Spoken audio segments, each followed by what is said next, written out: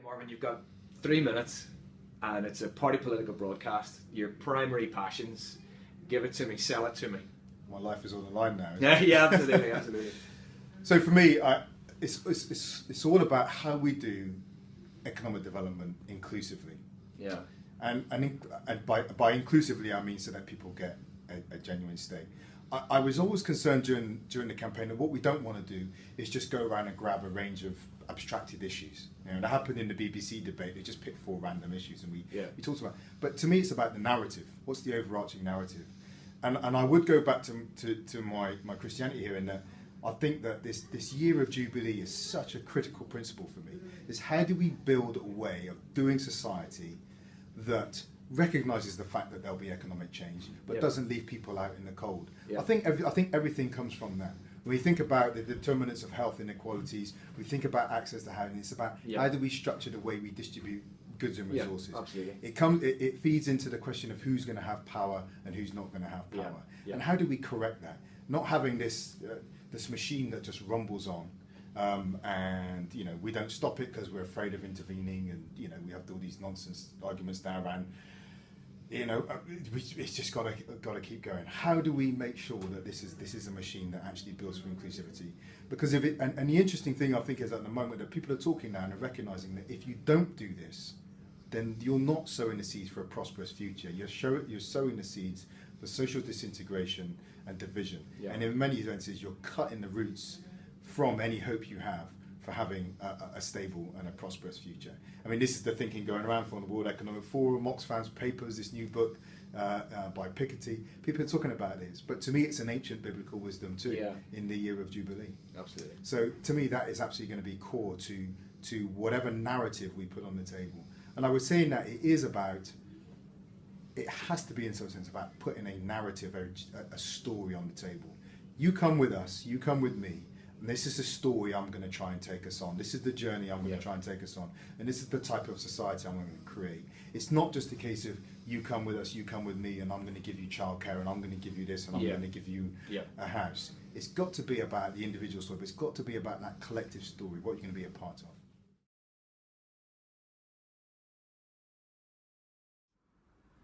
So Marvin, as a Christian, how did you keep going during the campaign and in general? How do you keep going? Oh, that's a good question. I mean, I tried to build something then. I met with a group of church leaders once a month. We had it anchored in 6 o'clock at the house, and we did that every month. But it was hard. Like I said, I had to really try and discipline to put stuff in where I would be seeing people and they'd expect me to be there. Because if it's just left to me, you get tired and you begin to slack. But so that was point number 1. I think my wife was as well quite strong on the need for me to keep reading, keep praying, keep reflecting as things go through. To take that time, otherwise it's all output and there's no input, and that's not good for anyone. Outside of that, it was learning as I went, and I certainly, if I do run again and I get elected, this would be one of the key lessons, behaviours that I take in. I must do that better. And work out how I am much more disciplined in my personal life, in keeping with my prayer and my reflection. Brilliant. And if there's anybody watching this who's a church leader who is thinking, well, how do I best support the people in my congregations who have a political vocation, who are going to be doing exactly what Marvin's done? How would you say, how can churches best support their people who are considering this stuff or are actually doing this stuff? Well, I take it one step back before I get there, that I would like churches to be proactively identifying people, because I think we need to be. I spoke about during the campaign about making elected office a much more ordinary part of everyday life. That the boundary becomes much more porous. So I would like churches to see it as part of their call, flat out, to a place, to find good people to take up elected office and to support them and to be speaking about this from the front. This is our social responsibility. This is our missionary field in the world.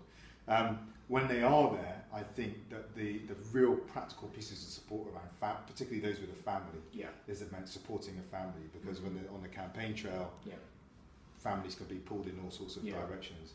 Really, really important.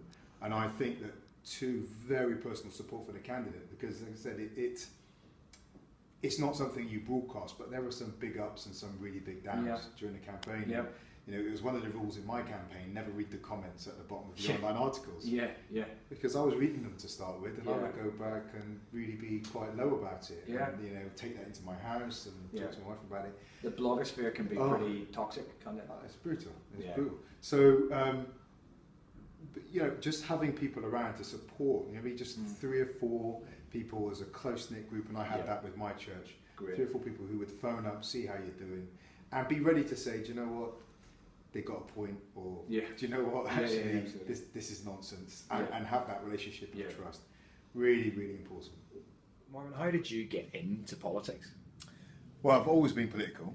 I've always been interested in questions of rich and poor, fairness and unfairness, and much of that comes from my own childhood. I mean, you might say we grew up on the underbelly of for what this country has to offer.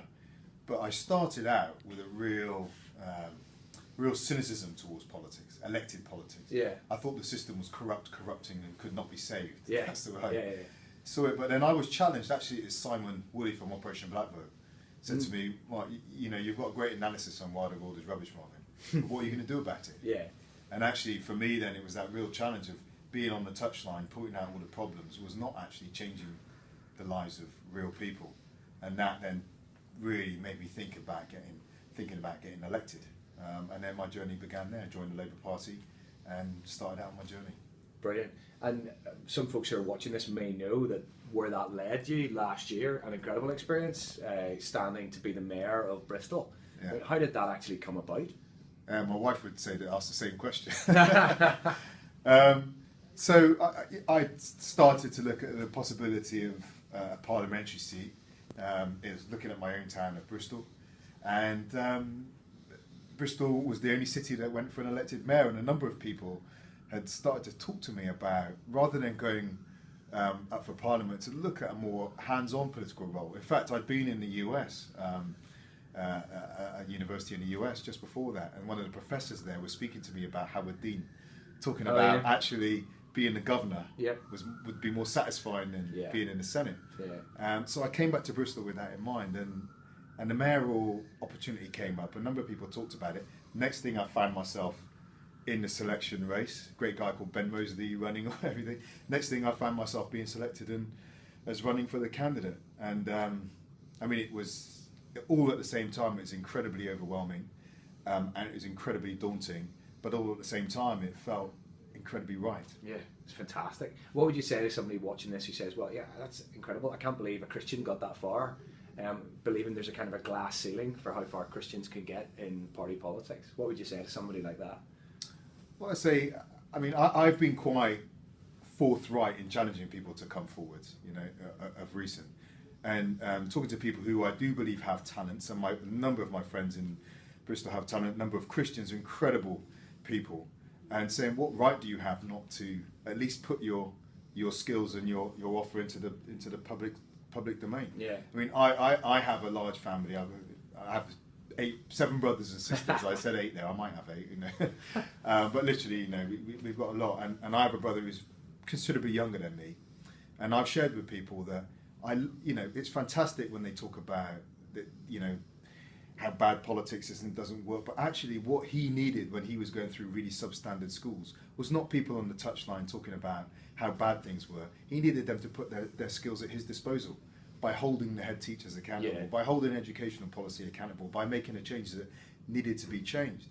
And that's what I'm really asking people to really come forward. Yeah. And in fact, I mean, the narrative around being a Christian and being excluded doesn't really wash with me, you know. I've just got quite a personal history that's one about being excluded narrative, and being a black man, being a mixed race man.